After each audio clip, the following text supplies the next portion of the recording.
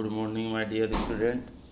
आज के video lecture में हम ड्यू फॉर ग्लैंड के बारे में डिस्कस करेंगे और बॉडी उद्दीपनों के प्रति कैसा बिहेवियर करती है उसके बारे में हम आगे डिस्कशन करेंगे। जो ड्यू फॉर ग्लैंड होती है वो आंट्स यानी कि चींटियों में पाई जाती है। यह ग्रंथि चींटियों में एक लेखकारी पदार्थ स्रावित करती है जो इसके डंक यानी स्टिंग भाग में स्थित होती है। इस ग्रंथि से स्रावित पदार्थ चींटियों की कतार में सहायता उत्पन्न करती है। चींटियों में भी अलार्मकारी स्रवण मैंडिबुलर ग्लैंड से स्रावित होते हैं। यदि कॉलोनी की एक आंट या चींटी पर आक्रमण होता है तो यह फिरामोन्स स्रावित कर अपनी कॉलोनी के सदस्यों को संदेश प्रेरित करती है। कुछ ही क्षणों में अनेक सदस्य इसे बचाने वहां पहुंच जाते हैं। अलार्मकारी स्रवण सदस्यों द्वारा 3 प्रकार के व्यवहार को प्रभावित करता है। फर्स्ट आता है कॉलोनी के सदस्यों को खतरे के प्रति सावधान रखना। दूसरा है आक्रमण करना। थर्ड है आक्रमणकारी द्वारा की जा रही क्रिया के स्थल व आक्रमणकारी की पहचान करना इत्यादि।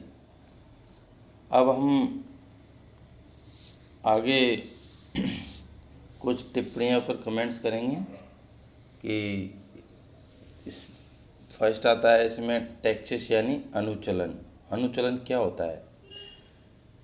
अनुचलन में जंतु की पूरी बॉडी उद्दीपन के स्रोत की तरफ गति करती है। यह अभिक्रियाएं निम्न प्रकार से प्रदर्शित किया जा सकता है।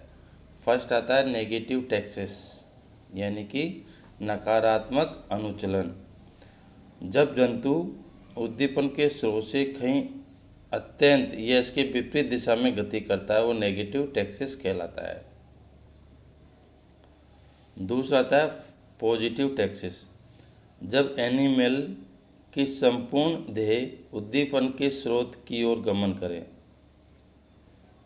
तो इस क्रिया को पॉजिटिव टैक्सिस कहते हैं। टैक्सिस 2 प्रकार से वर्गीकृत किया जा सकता है। फर्स्ट आता है कीमोटैक्सिस। कीमोटैक्सिस में रासायनिक प्रकार की प्रवृत्तियों के उद्दीपनों के प्रति जंतुओं की अभिक्रिया कीमोटैक्सिस कहलाती है। उदाहरण के लिए यदि जल के स्रोत में कुछ मात्रा में एसिड डाल दिया जावे तो वहाँ प्रवास करने वाले पैरामीशियम तुरंत ही अत्यंत गति करते हैं। एसिड के कारण पैरामीशियम का दूर जाना कीमोटैक्सिस को प्रदर्शित करता है। जैसा कि मैंने यह डायग्राम में भी प्रतिबिंबित किया है। नॉर्मल सॉल्यूशन में पैरामीशियम किस प्रकार से होते हैं और जब उसके अंदर हम कोई एसिड डाल देते हैं तो एसिड सॉल्यूशन में किस प्रकार से इनका मूवमेंट होता है ये प्रदर्शित किया गया है। और सेकंड आता है फोटोटैक्सिस के प्रति जंतुओं की अभिक्रिया फोटोटैक्सिस कहलाती है। यानी प्रकाश के उद्दीपन के प्रति जंतुओं की अभिक्रिया फोटोटैक्सिस कहलाती है। उदाहरण इसमें एग्जाम्पल आता है यूग्लिना, ट्राइबोलियम पॉजिटिव फोटोटैक्टिव बिहेवियर प्रदर्शित करता है। ट्राइबोलियम का एक प्रयोग में देखा गया है कि जब लकड़ी के बने बॉक्स में 2 चैम्बर में से एक में प्रकाश दूसरे में अंधकार वाली स्थिति में ट्राइबोलियम को छोड़ा जाता है तो ट्राइबोलियम प्रकाश वाले चैम्बर की ओर जाना पसंद करते हैं। इसे पॉजिटिव फोटोटैक्टिव बिहेवियर को प्रदर्शित करता है। थर्ड आता है इसमें टीलोटैक्सिस। टीलोटैक्सिस के अंतर्गत इस क्रिया में उद्दीपनों के स्रोतों का प्रभाव प्राणी पर देखा जा सकता है। यदि 2 स्रोत की सहायता से एनिमल एक साथ उद्दीपित किया जाए तो वो जंतु केवल एक स्रोत की ओर गमन करने लगता है, जबकि दूसरा स्रोत पूर्ण रूप से छोड़ दिया जाता है। एनिमल दो उद्दीपनों में से एक के प्रति अभिक्रिया व्यक्त करता है, टीलोटैक्सिस कहलाती है। अब आता है मीनोटैक्सिस। यहाँ पर एनिमल का विन्यास किसी एक दिशा में निश्चित होता है, बल्कि उद्दीपन के स्रोत से एक निश्चित कोण पर इसका अभिविन्यास होता है। अतः जंतु का उद्दीपन के स्रोत से एक निश्चित एंगल पर विन्यास महत्वपूर्ण होता है, जिसे हम मीनोटैक्सिस कहते हैं। जैसे कि इसका एग्जाम्पल है हनी बी। हनी बी में मीनोटैक्सिस प्रकार का अभिविन्यास देखा गया है। खाद्य सामग्री के मिलने पर मधुमक्खियाँ एक निश्चित क्रम या निश्चित कोण पर विशिष्ट प्रकार का डांस या नृत्य करती है। इस प्रकार के बिहेवियर को देखकर अन्य सदस्य भी इस ओर आकर्षित होकर निश्चित क्रिया में भागीदार बनते हैं। अतः हनी बी का ये बिहेवियर मीनोटैक्सिस का अभिविन्यास है। नेक्स्ट आता है जियोटैक्सिस। जियोटैक्सिस के अंतर्गत पृथ्वी की गुरुत्वाकर्षण शक्ति के प्रति जंतु अभिक्रिया जियोटैक्सिस कहलाती है।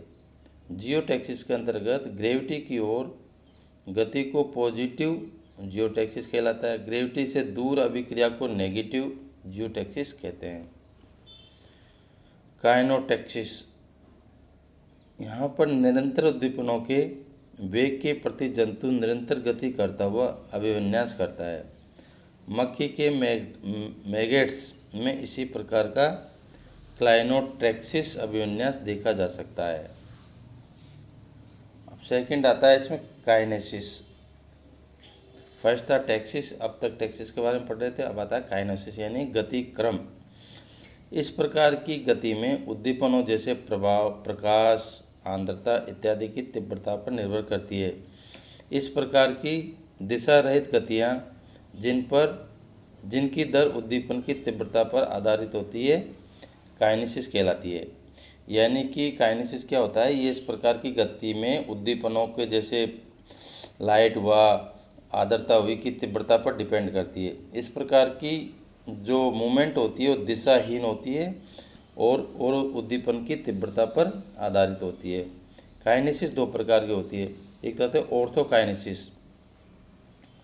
ऑर्थोकाइनेसिस में इसमें जंतुओं की गति उद्दीपन के प्रति एक सीधे अक्ष में होती है तथा प्रदर्शित गति की दर प्राप्त उद्दीपनों की तीव्रता पर निर्भर करती है। जैसे इसका एग्जाम्पल है क्रिस्टेशिया वर्ग के एकमात्र स्थलीय जाति वुडलाउड्स अर्थात स्लेटर द्वारा दर्शाया जाने वाला काइनेसिस है। वुडलाउस नमी युक्त मृदा में पत्थरों तथा सड़े गले पदार्थों के अवशेषों के नीचे वास करते हैं तथा शुष्क वायु में रखने से इनकी मृत्यु शीघ्र हो जाती है। परंतु प्राय ये देखा गया है कि वुडलाउस को शुष्क वातावरण प्रदान करने पर वे इसे छोड़कर सीधे आर्द्रतापूर्ण स्थानों की ओर अग्रसर नहीं होते हैं।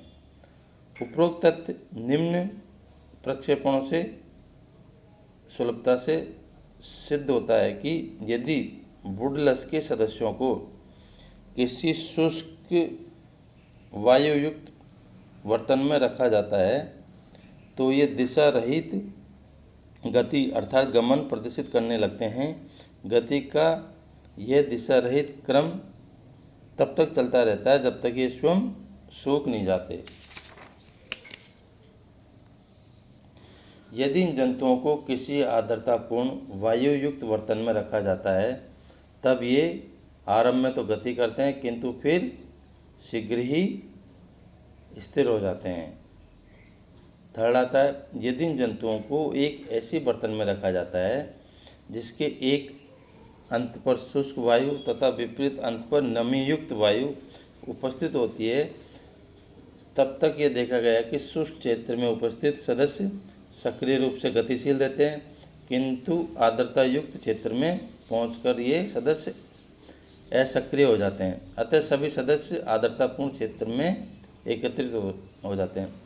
अतः उपरोक्त ऑब्जर्वेशन से ये तथ्य निकल कर आता है कि वुडलाउस उचित एवं अनुकूलन आर्द्रतापूर्ण स्थान पर निर्देशित गति से नहीं पहुंच पाते हैं, किंतु अपनी दिशा रहित गति की दर में वृद्धि करके अंत में पहुंच जाते हैं। इस दिशा रहित गति की दर शुष्कता में वृद्धि दर आधारित होती है।